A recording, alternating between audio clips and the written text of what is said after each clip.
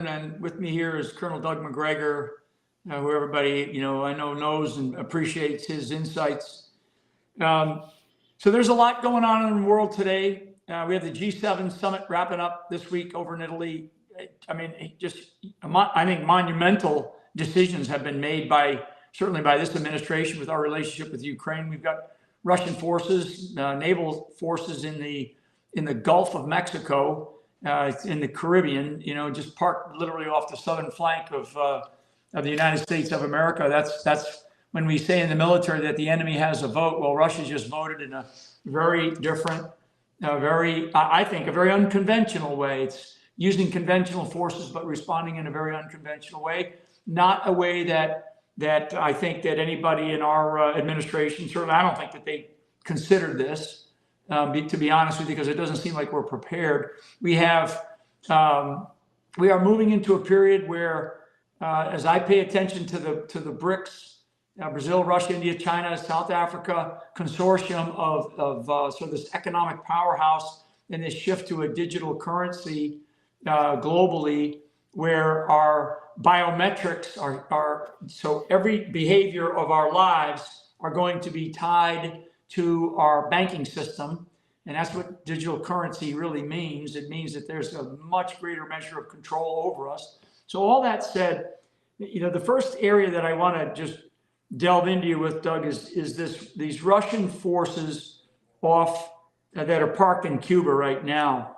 I mean, what do you make of it? I guess. I mean, what is your response to that? Because to me, this is a big deal. It's bigger than the Cuban Missile Crisis. Mike, the tendency has been in this administration and previous administrations to not really take Russia seriously. And that's a serious mistake. The Russians have always been very straightforward about what they described as their vital strategic interests. And the number one vital strategic interest for them was that Ukraine remain a neutral state and not become part of NATO. They didn't want NATO parking missiles and troops and tanks and everything else on their border. And of course, since they've entered Ukraine, they've discovered what an enormously hostile government and capability we've been building there. So I think they finally said, well, let's show them that they don't have a monopoly on power. And this is one of the problems we have. In 1991, we had a monopoly on precision strike. We had a monopoly to a large extent on space-based surveillance and reconnaissance and intelligence in many ways. Those monopolies are gone. We are no longer alone on the world stage by any stretch of the imagination. I think Russia wanted to say, look, you keep this up, you continue to threaten us, you continue to supply these maniacs in Kiev with strike weapons designed to kill Russians, Russian civilians, people in cities and towns, threaten us. You need to understand something. We have submarines, just like you have submarines. They're right off the coast. They've always been there. We can use them, and we don't have to use nuclear weapons. We have alternatives, hypersonic missiles, and we have a Navy. And now it's visible and it's obvious in Cuban waters. It's essentially analogous to the things that we have been doing in the Baltic, right off the coast of Russia, within 50 nautical miles of St. Petersburg, or right off the coast of Crimea in the Black Sea. You don't like it? Well, this is a taste of what you've been doing to us. So I think they're trying to once again reinforce their message, what they want as a minimum. And I think we ought to listen to them, because I don't think any of us in the United States have any interest in going to war with Russia. Yeah. And one of the things that I laid out with some friends last night about, and we were just, hypothetically really describing the state of our naval forces, U.S. naval forces around the world. Doug just mentioned, for the audience, the year 1991. Well, at that time, I think we still had 20 aircraft carrier battle groups. We had 500,000 combat troops over in Europe at the height of the end of the Cold War. And we had a much, much larger and frankly, a better prepared military than we are today. Today we have a very small military. We're undermanned, undergunned. Our stocks are down. Our training levels are down. I mean, there's not all the indicators right now are not good for our naval forces. I mean, we're lucky to have probably 8 aircraft carrier battle groups at sea at one time, if we're lucky. And that means, and we have them in the Mediterranean, we have them in the Arabian Sea, we have them out in the Pacific, we have a couple out in the Pacific.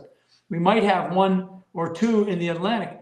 That's not a large force, and there's no backup. There's no reinforcements coming if something were to happen to them. And you think about where these Russian forces are positioned. You know, somebody said, well, they can range Miami. No, they can range Iowa. They can range Omaha, Nebraska, with these capabilities. So one other thing that came up this week in the G7, a bilateral agreement that the United States, that Biden signed with our buddy Zelensky there.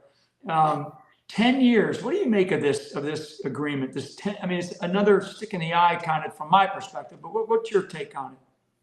Oh, I think you're right. This is insulting to the Russians because the Russians know the truth. The American people don't know the truth. Europeans are beginning to find it out finally because the mainstream has never told the truth about the war in Ukraine. Zelensky's finished. His government is an empty facade. And the Russians are simply allowing the Ukrainians once again to mass in front of them up near Kharkov so that they can be annihilated. Russian forces are larger, stronger, more capable than ever. They're ready to cross that river, go down to Odessa and take it. And I think they're ready to cross the river and go north to Kiev, along with another 100,000 troops up in Belarusia that'll come down from the north. So this is an act of defiance, I suppose, but it's meaningless. But it simply is insulting, and it demonstrates our complete unwillingness to take in the facts. This war is over. We should be providing humanitarian assistance and whatever good work that we can do to help Ukraine end this war, but we're doing the opposite. We're killing more Ukrainians. And for what? It's lost, it's over. And then we're offending and alienating the Russians. It'll take us years to recover from this, maybe decades. And that's not in our interest. It's not in the interest of the international system. Yeah. And one of the things I want people to understand, that NATO, so when we talk about what's going on in Europe, and NATO, which is an acronym that has become well known by many people. Everybody knows NATO, right? North Atlantic Treaty Organization. It's a defensive charter. It is a defensive alliance. It's not meant to be an offensive alliance. And I think that the speeches, the actions coming out of NATO, I think it was yesterday or 2 days ago, where there was a statement out of Europe that said that NATO has 300,000 troops ready to fight in Ukraine. And I heard on a network the other day, a member of the House Armed Services Committee state, and he was arguing for this administration's policies.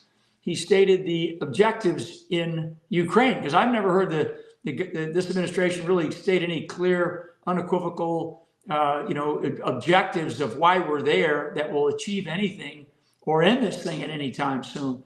And essentially what he said was, we are going to fight the Russians at all costs. We have to stop Russia from attacking Europe. The Russians don't want to attack Europe. The Russians, they actually don't have the manpower these days like they used to have, and they don't have the desire. They don't want to control Europe. Christ, Europe's got enough problems. They don't want those problems. What they want is they want to be able to take care of their own sovereign nation and not have. Mike, if you look at this whole thing, it's all too reminiscent of the late 60s when I heard people tell me when I was a teenager, Vietnam and Laos are vital strategic interests of the United States. It was absurd. They never were. And the real question was the same question you raised. What are the goals and objectives in Vietnam and Laos? And you got the same sort of dribble back. Oh, we're going to build a new democratic utopia. Culture be damned, the interests of the people be damned, the economics don't matter. We have limitless money and power, and we can bomb everybody into compliance. These people on the Hill, and I think in the White House, are dangerous, Mike. They don't know what they're talking about. They never did their homework to begin with on any of this. And I think it's very dangerous at this point to push this matter any further. We should be interested in ending it, and so should the Europeans. And I think NATO will fall apart because at some point, Schultz and his friends are going to be gone, and new European leaders are going to say, wait a minute, this hasn't helped us. It's destroyed our economy. We don't want permanent hostilities with Russia. It's all going to end. Yeah. And one thing that people need to understand is there's great tension between the European Union and NATO. So there is a constant tension. European Union is supposed to be a political consortium. NATO is supposed to be a military consortium. And there's great tension because there's a lot of money to be made in the military industrial complex of Europe that the United States of America is a big part of. So let's just table that, because that is a huge deal. Russia, as we say, the enemy has a vote. Russia has voted, and Russia has planted offensive, I mean substantial offensive weapon systems in our neighborhood. They are here now. So let's just put that aside. Middle East. The Middle East is another mess. It's an absolute disaster. And I do believe that Israel's survival is at stake. The operations in Gaza, the operations and now we see Hezbollah is rearing its head, and there's a lot of operations going on in Lebanon. Iran is still behind all this. The bigger, you got the Houthi rebels that are still showing their abilities down there in the Arabian Sea and in the Red Sea area, Bandar al-Abbas. But the one thing I want people to understand is that there is a strong and very powerful alliance between China, Russia, and Iran. And we cannot lose sight of that. And all of this plays into the efforts that are going on in the Middle East. And I just feel like there's only so much intellectual capital that we have and resource capital that we have to be able to do all the things that we used to be able to do very adeptly. Now we don't have that, and we certainly don't have the leaders in this administration that are capable of juggling these very dangerous crystal balls that they're juggling right now.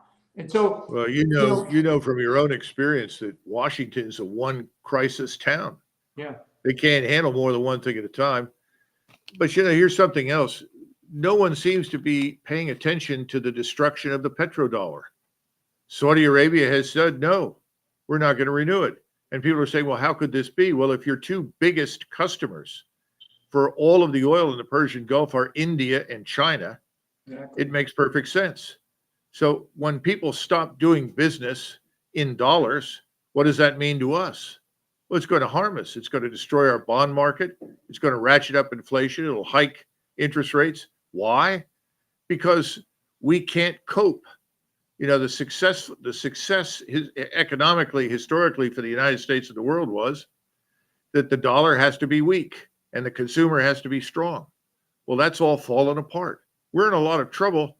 Nobody seems to connect that with all of this overseas adventurism. It's almost as though people really do believe that we have limitless resources and power when we don't.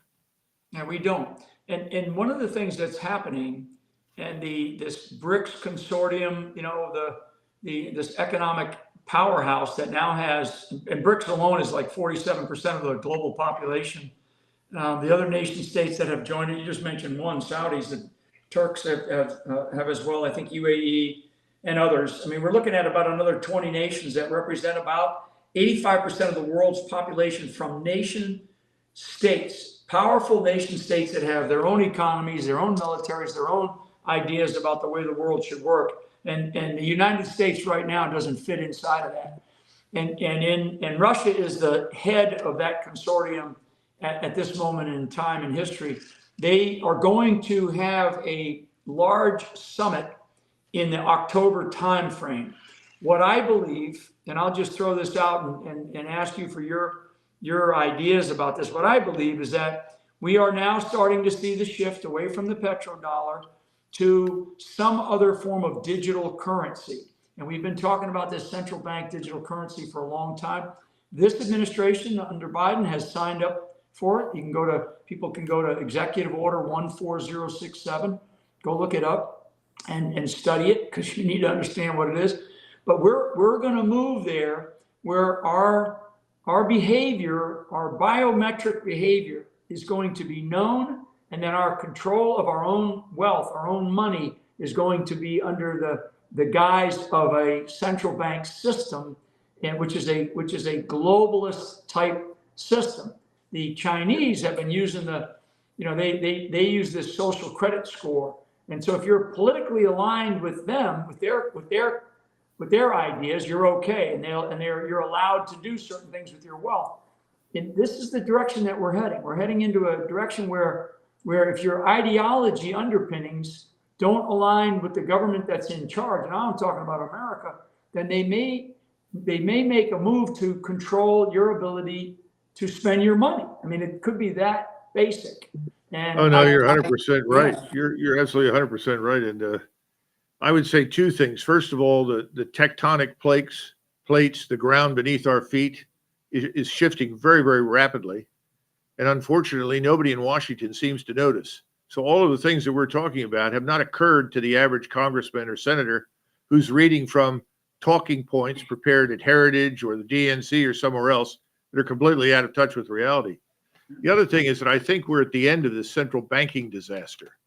Central banking has done enormous harm to the United States and the West. That's one of the things that the Russians, the Chinese, the Indians, they want to get out from under our financial hegemony.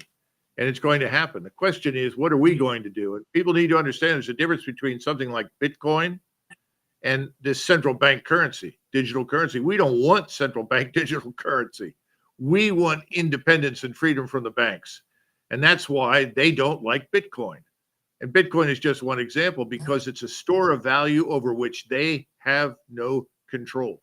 But when we grew to great power status in the United States, most of that productivity and growth came at a point in time when we did not have central banking, which is why we always fought it. It's why Jackson, Jefferson, Lincoln, everybody fought the central banking system. Wilson later apologized for signing the legislation into law, but that's what we've got to get rid of. We don't want central banking digital currency. Yeah. One of the things for people to know too, because some folks may be aware, others may not be, but may hear about it. You're going to hear from certain members of the House of Representatives that say, well, we just passed a resolution to stop this central bank digital currency. I forget that the House resolution number, it begins with a 5, but Mox Nix. So that, to me, that is window dressing. That's window dressing for political points. Okay, folks? So the shift to a new economic system, a global economic system, when you look at the International Monetary Fund, you look at the World Bank, you look at the Bank of International Settlements, these are organizations, globalist organizations that are basically dictating how the shift is going to occur. And again, we're presenting information to you here and hoping, that the audience, people have got to start to go and do their own research on this kind of stuff, because it is going to affect us all the way down to the local level. So before we go here in a couple of minutes, where do you, if you're talking to your neighbors or your friends and they're asking you, what do we do, Doug? How do you answer that question? Well, I think on the monetary side right now, cash and gold, other precious metals, that's where you need to be wealth-wise. I anticipate a dramatic implosion of real estate. That'll be commercial as well as private. I don't know which comes first or how rapidly, but I think we're headed there. And I think the most important thing that we can do is to be in communication with each other, which is one of the reasons we were talking earlier about this platform called Republic. We have to set up a system that the government cannot break down. The government can't stop. The government can't interfere with. A platform which will unite us, not for the purpose of imposing views on people out there, but for their views so that they can find like-minded people. I think that's what we have to do. Americans have to be Americans. We got to get rid of all this hyphenated identity. We just have to be Americans. I think we can do that. And if we stick to that, I think we can win. Yeah, and I for people that and they'll learn more about this. But one of the things that is happening across the country is there's all these alternative options that the American public are starting to take. There's alternatives in schools, right? Called homeschooling. Homeschooling is exploding around this country, and there is a large community of interest that needs to unify. There are alternatives in the healthcare industry. There's all these little clinics that are popping up all over the place, and they need to be unified. There's all kinds of actions going on. I've met people in my going around the country who have created independent banking systems, actually. I mean, there's so many things that people are starting to take action on their own, as well as people getting involved in sort of the political lifeblood of our country at the local level. And everybody's, that's listening to me has heard me say local action equals a national impact. I firmly believe in that. And you have to take control of the things that you can control. It's time now to stand up and step up. And one of the things that you'll hear more about on this thing that Doug just mentioned, called Republic, it's the idea is to really rebuild, rekindle, restore the Republic, right? And to do it in an environment that draws people together and informs people about the things that matter to them, and to create more activism in a way that gets people to understand, here's what's happening in your neighborhood, here's what's happening in our county, here's what's happening in our country, and here's how we can communicate with each other in a much better way. The old town crier in the public square who would come out, literally in the town square, right? The crier would come out there and he would, sort of, yell out, and people would come around and they'd go, okay, what's going on? What's the news from the front? What's the news from, the next colony? How is it that we need to be informed? And this is one of the efforts. And I firmly believe we need a way to, the military, and Doug would understand this phrase or this word, self-synchronize, right? We have to self-unify. We have to unify the nation, and we have to do it sort of one individual at a time, one community at a time, one county at a time. But how we do it is to join forces together. And in order to do that, we're going to have to commit the resources and and we're going to have to sacrifice. There's going to be sacrifice. These next couple of months that are coming up are unknown. We're going into uncharted waters. And the fact that we've got a president of the United States that's been convicted of crimes that nobody can understand. We've got Russian naval forces off the southern coast of the United States of America. We've got a raging fire in the Middle East right now. We've got China that is, there's chomping at the bit to take over Taiwan. We've got this digital currency stuff, this economic shift that we've been talking about going on. So that uncertainty it should not cause people to lose hope. It should cause people to get control of their fear and look for answers and look for solutions. And one of them is in this idea that we're talking about right now. This idea of unification, unifying under a single means to bring communities together, and people will hear more about it, called Republic. Let me go back to you, Doug, and maybe just wrap up with how can people find you. And I'll give you the last word here. Well, Our Country, Our Choice is in Orlando, Florida. You can find us at ourcountryourchoice.com, and I think you'll enjoy the website and see what we had to say. A lot of the things we're discussing today are there. But I would leave everybody with this message. Don't wait around for somebody to save you. We have to save ourselves. No one is coming to save us. We have to unify, organize, and save ourselves. You do it by talking to others, working with others, and pulling together. We have to forge unity among Americans. If we can agree with each other 70 or 80% of the time, it's enough. We don't need to squabble over everything. And that's very important, I think. Thanks, Mike. And I just want to wish everybody a happy Flag Day and a happy Father's Day weekend. And check us out at patriot.tv, or you can visit my other website is flynnmovie.com. We've got a great Father's Day package out there for gifts for fathers, and just want to wish everybody a great safe summer too as we head into these summer months. So God bless everybody. Thank you very much, Doug. Talk to you later. Right. Thanks. Friends, thank you for watching General Flynn and Colonel Doug Macgregor. Please stay tuned. You're going to see a reaction to what you just heard between Ann Vandersteel and Michelle Posey from Up News. Thank you, gentlemen, for being here. Thank you very much for your wisdom and contribution. Don't go anywhere. We'll be right back. Right. So what's now? What do we get? Stand by, folks, while we add Michelle Posey and Ann Vandersteel. Michelle Posey, wow, what a lot of information from two leaders that we need to be listening to right now. While we're waiting for Ann Vandersteel to get on the camera, what are your thoughts?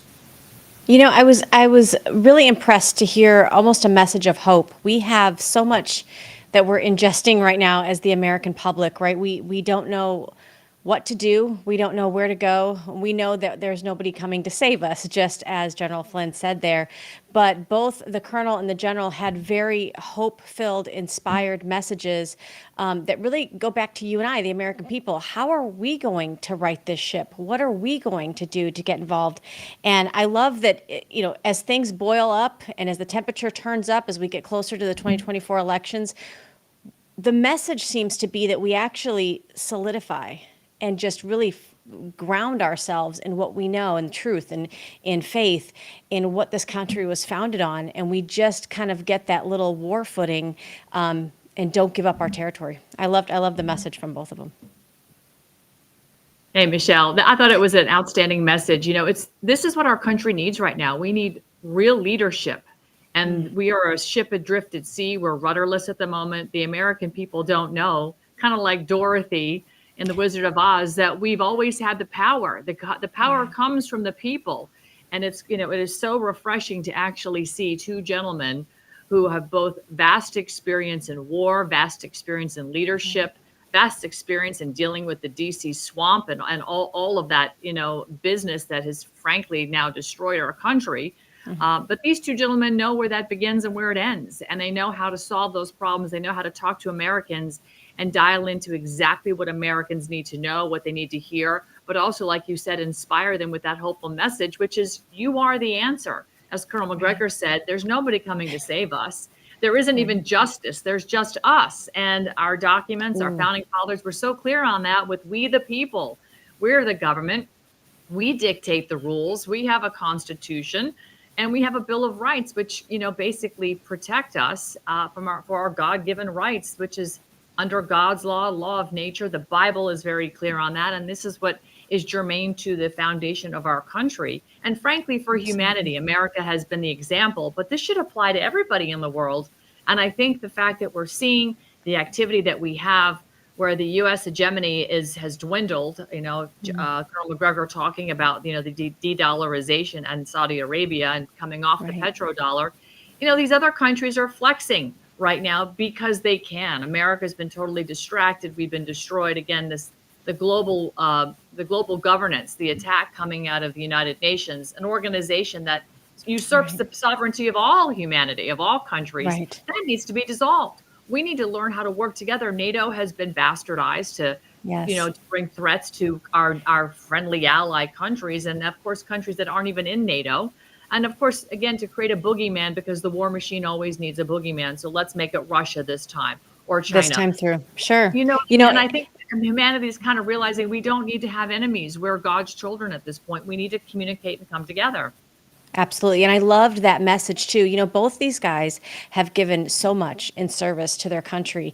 And I look at somebody like, yourself, myself, I didn't serve in the military. So I start to think, okay, Ann, this is our country. What are we going to do to save our republic? And I think it's time for regular people to step up and try to fill those voids, whether it's running for office or having a podcast where you can get the truth out to people. I find it interesting that, South Carolina just had their primaries.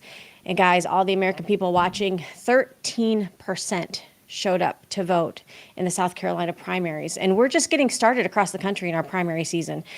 So we really need to drill that message home that, look, these gentlemen served. They served their country. It's your turn to serve, and that means getting out and voting on those primaries.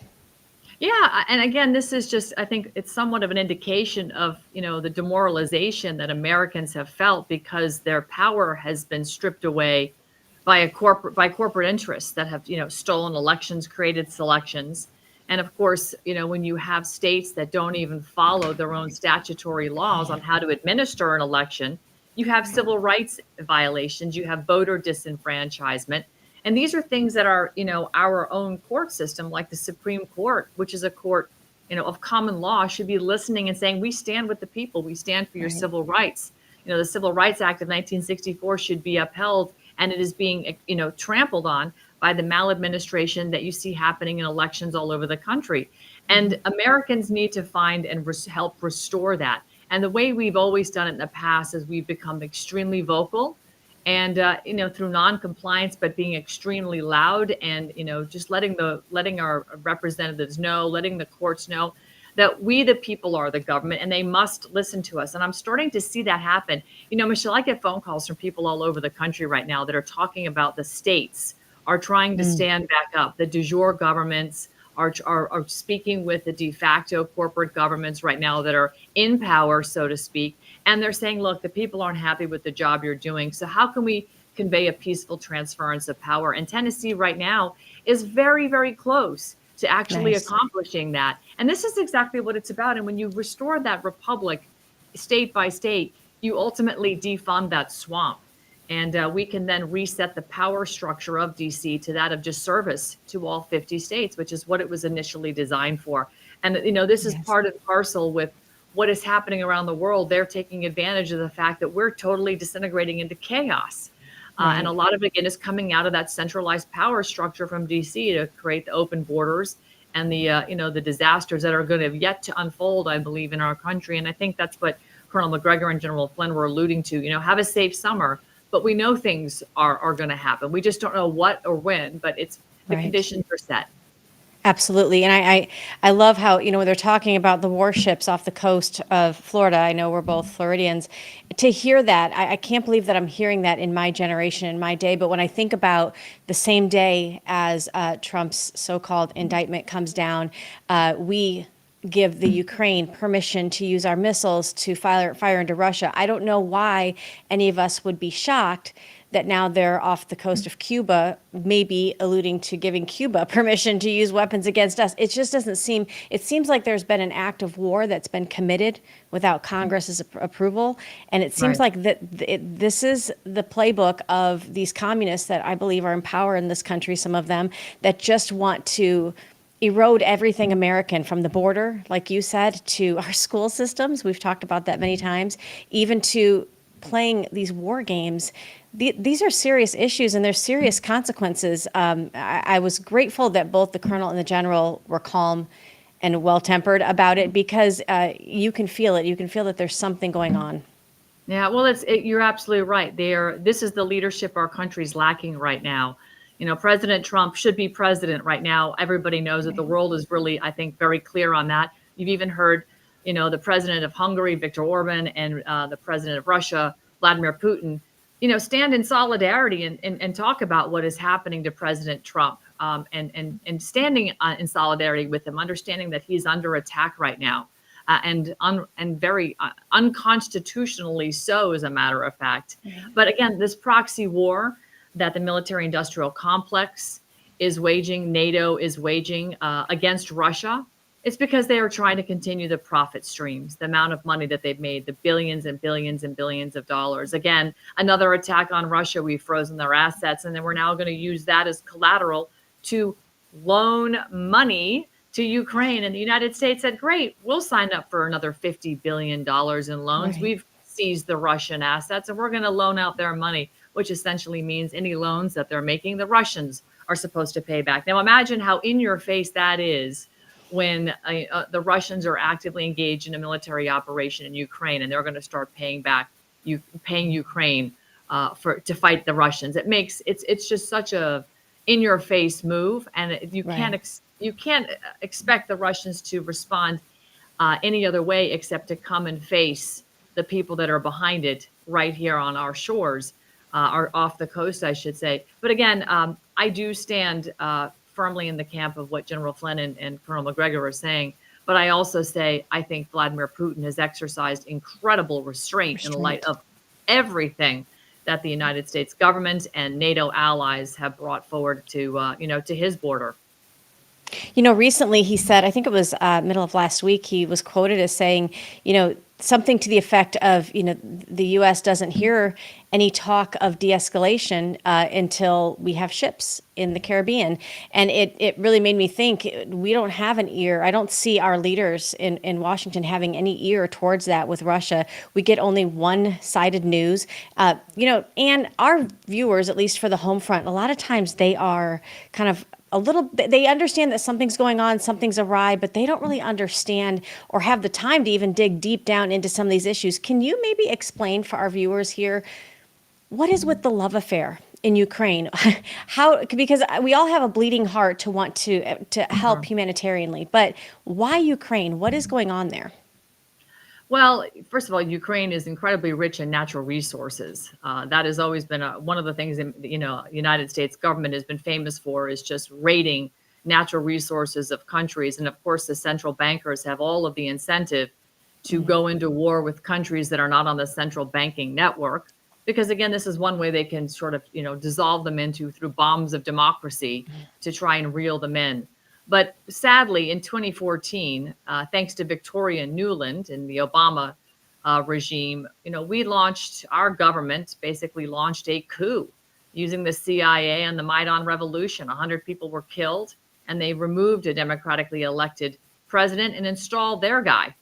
And now today you have what, by all extensive purposes, a true Azov battalion Nazi who is an actor who has got a very, should we say, interesting career prior to now being the president of Ukraine. But he's a puppet. He's literally a puppet, and he's allowed his country to become a laundering machine or a laundromat to just move vast quantities of money under the guise of defense of their country. But let's be clear. The Azov battalion under Zelensky has been attacking their own Russian ethnic Ukrainians for some time and sending bombs into eastern Ukraine. And of course, Vladimir Putin, has sympathy for his Russian, speaking Ukrainians.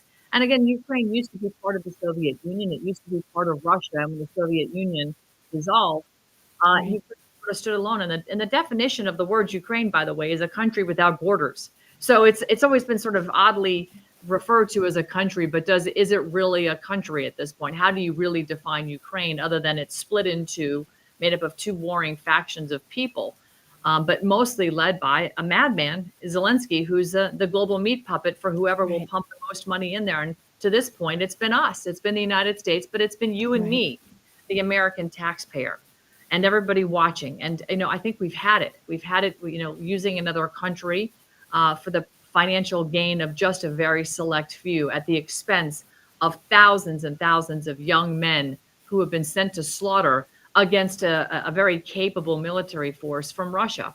And the Russians don't want to be doing this. That is very, very obvious. But at some point, enough is enough.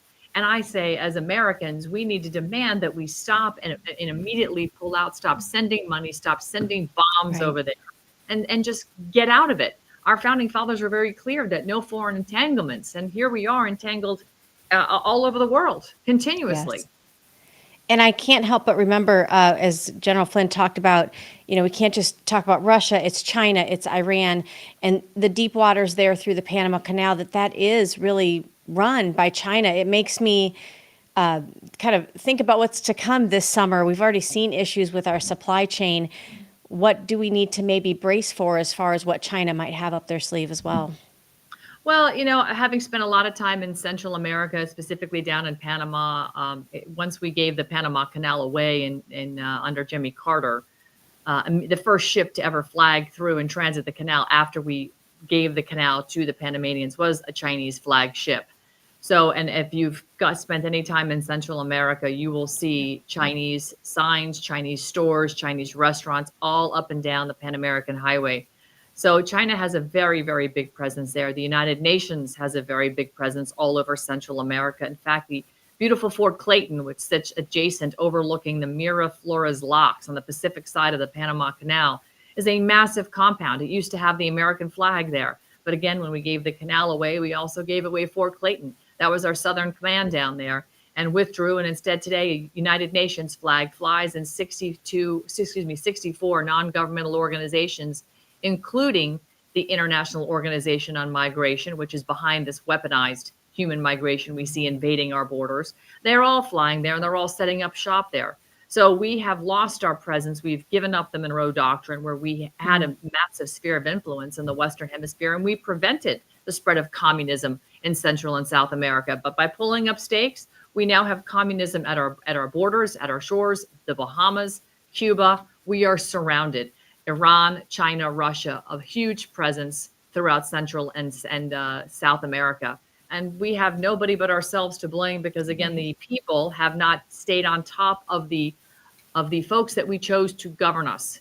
We gave them consent, and then we stopped paying attention. So I think, as General Flynn said, as Colonel Macgregor said, Michelle, we have to start making plans to make sure that our families are protected, that we have food, we have money available.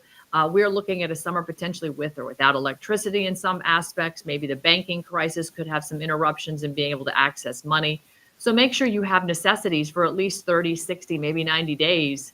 But then know who your neighbors are.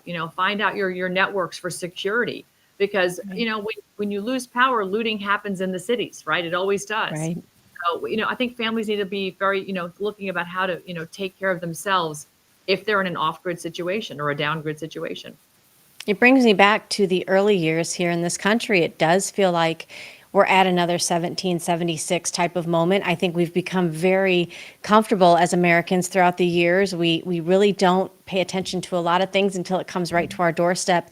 It may get a little uncomfortable for us, but when you think about what our founding fathers put on the line, they staked it all, right? They staked their lives, their livelihood, their riches, their land, and everybody had a plan. That sometimes that meant growing your food locally. Sometimes that meant knowing who is good with weaponry, who's good with hunting. I mean, it could get a little uncomfortable for us as Americans, but like you said, Anne, we're going to have to kind of go back to our roots a little bit.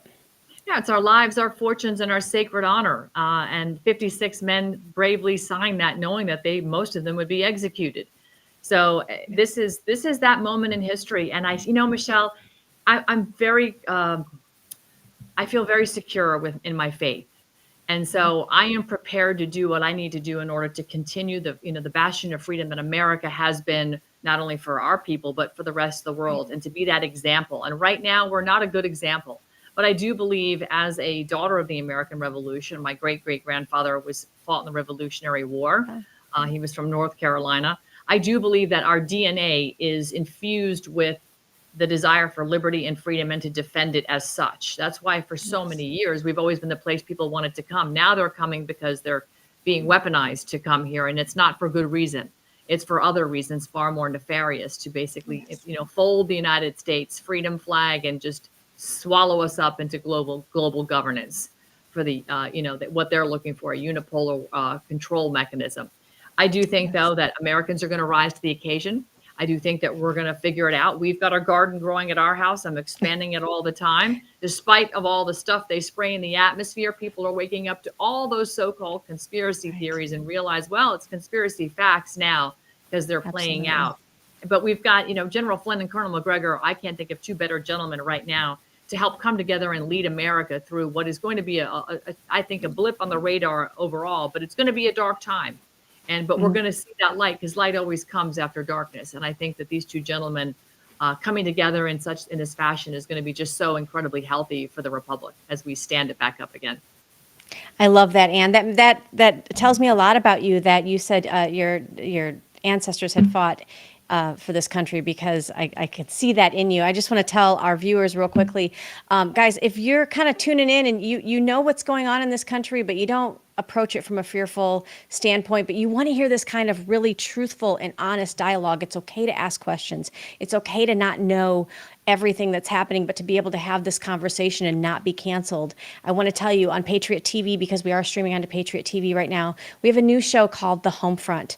We're also available at thehomefront.tv. And what we do is we have these conversations, and we are allowed to ask these questions.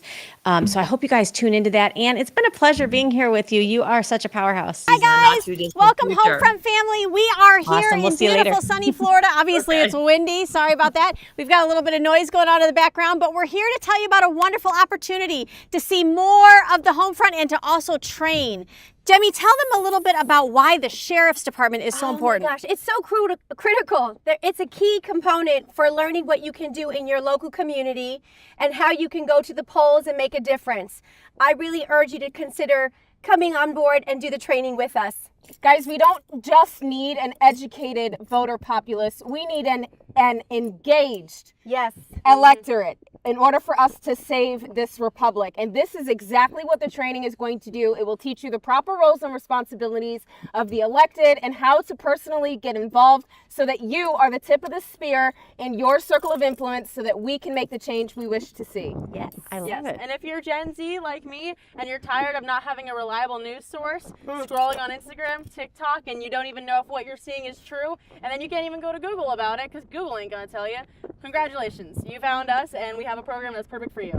That's right. It's training for you to get involved. Get involved because, guys, the Republic's not going to save itself. Nope. It's No. going to take people like us, God-fearing, God-loving Americans to get involved. The Homefront.tv, get involved with our training program. Guys, I love that we're offering this. Allie, tell them how important it is for just everyday people. Guys, so what are you willing to sacrifice to save your republic? It is up to us, each and every one of us. So join us today. And subscribe.